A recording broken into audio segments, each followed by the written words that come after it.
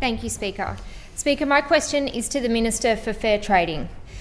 Minister, it's been revealed that a convicted child sex offender is currently operating as a strata manager for residential apartment blocks, including one in Newport, which is in my electorate, after New South Wales Fair Trading deemed him a fit and proper person in 2019. This does not meet community standards for child safety. Will you revoke his licence, and what action are you taking to ensure the fit and proper person test protects our communities from this happening again? I call the Minister. Thank you very much, Mr Speaker, and I thank the member for Pittwater for her question and indeed her interest and also her concern. Indeed, I am concerned, everyone in this House will be concerned regarding the circumstance of which this individual was actually granted a licence. Mr Speaker, improper, unlawful and criminal conduct will not be tolerated by this government in the New South Wales property sector.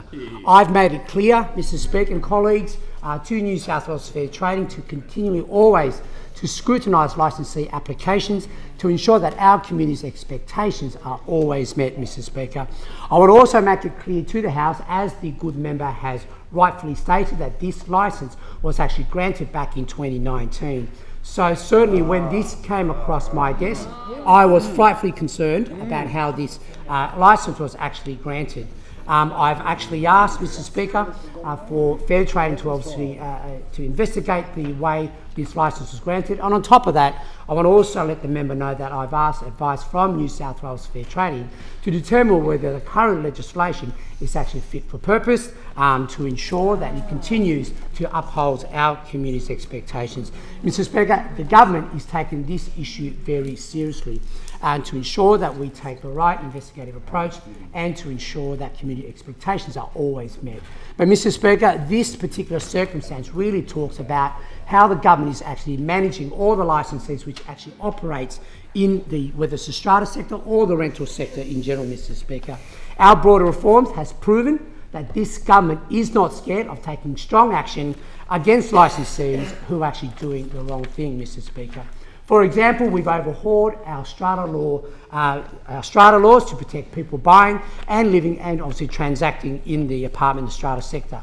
For example, Mr Speaker, we've cracked down on secret kickbacks for strata agents. We've increased the penalties for agents who do not disclose any conflicts of interest to owners. Minister, member for Pittwater rises on a point of order. Member for Pittwater.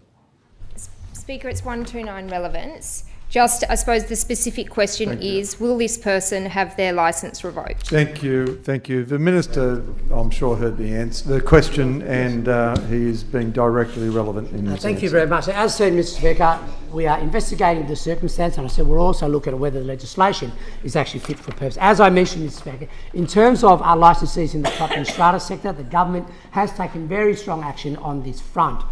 Said unfair contract with strata managers and building companies with protected owners from these unfair contracts, and we make no apologies for cracking down on agents who are doing the wrong thing.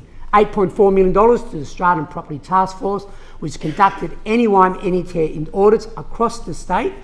Some statistics, Mr Speaker, 25 penalties, 137 warnings, and top of course, we always have a name and shame register to keep consumers informed about agents doing the wrong thing on a real-time basis. And I thank the member for her question. Thank you.